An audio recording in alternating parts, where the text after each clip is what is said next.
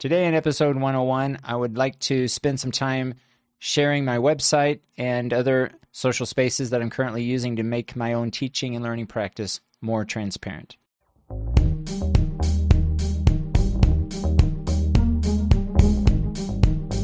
Hello and welcome. My name is Benjamin Stewart at benjaminlstewart.net. Before we get into today's topic, if you have any experiences, any insights on today's topic, or want to share some of your online spaces that you're currently using to make your own teaching practice more transparent, feel free to reach out to me on my Twitter handle at BNLEEZ. Now, today's podcast, I'm actually creating a video as well, so if you're interested in seeing the visual component of today's broadcast, I'll share the link to that video in the show notes. I want to provide a brief overview. Those of you who are new to the website, maybe new to the newsletter, I want to give you an overview of some of the online spaces that I'm currently using. I typically will go in and out of different technologies, finding the best way to share some of the information, some of my teaching practice that I'm currently involved with.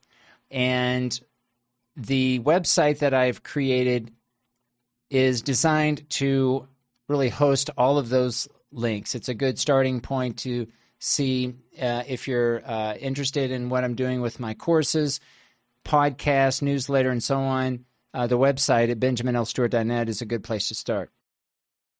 Now, the idea of sharing my teaching practice really is broken down into 4 areas. Since I'm teaching English language teacher trainers, there are really 4 domains that I typically think about or that I'm categorizing the type of content that I'm sharing. The first relates to just helping the teacher trainers become better communicators in English. So this will include both speaking and writing, but also improving their listening comprehension, their reading skills and strategies that they're using, helping them with their grammar, vocabulary, trying to broaden their vocabulary, pronunciation, and so on. So that's one area. The second area relates to teaching methodology, so the theory behind pedagogical practice, what they're doing in the classroom, that they're able to recognize and explain what they're doing in terms of teaching methodology based on current research. Also applied linguistics is another area that we spend a lot of time with students so that they are becoming more aware of how languages are learned. And so a lot of the courses that they take and also the information and content that I'm sharing in my online spaces relates specifically about how to recognize and how to help students learn an additional language. The fourth domain relates to just the actual teaching practice. So having students become more reflective practitioners, that they're able to think about what they've done in the moment, that they are becoming better at reflecting in the moment and making those adjustments, as well as reflecting after the fact, being able to recall later and reflect on what they're doing in the classroom. I would also extend this reflective practice in the planning stages as well, trying to anticipate problems based on the type of students and based on what's being taught, what's being introduced in the class. And so I would also consider those types of reflective practices that fall under this general category. So becoming a better communicator of English, understanding the teaching methodologies that are being used, and also recognizing other teaching methodologies maybe that aren't being used, but that they have some level of understanding of those, and knowledge of applied linguistics, and becoming a reflective practitioner in their own teaching practice. These are the 4 general domains or the types of information that I typically will share in my online spaces. So here from my website, moving across the top menu, I have a blog and a lot of the information, a lot of the courses that I'm teaching. I'm sharing some of the activities that I'm doing. I will also include just general op-eds, just my own opinion on certain topics that come up in my teaching practice. Some of it directly relates to my teaching practice. Other blog posts will just be information and ideas and opinions that I'd like to share.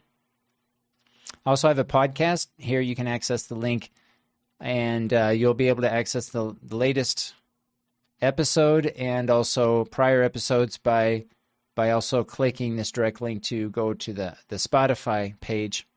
Here you'll be able to access all of the prior episodes. I also have a link to different courses. Currently, this spring 2022 semester, I'm currently teaching Communicative Abilities in English 2, Listening and Speaking 2, and Writing Workshop.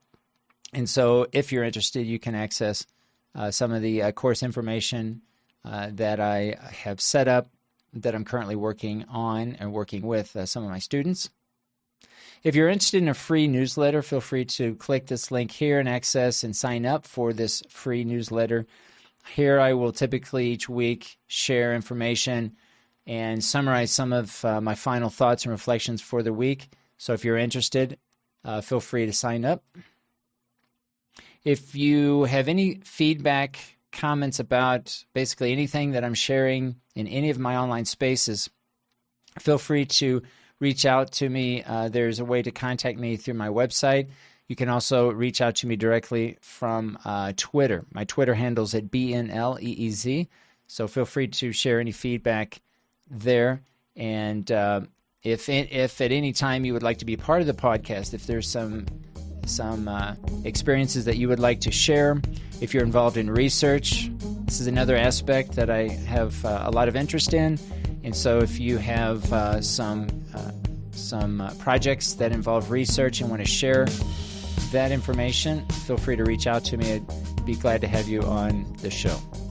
So that will conclude this episode 101. Thanks for listening.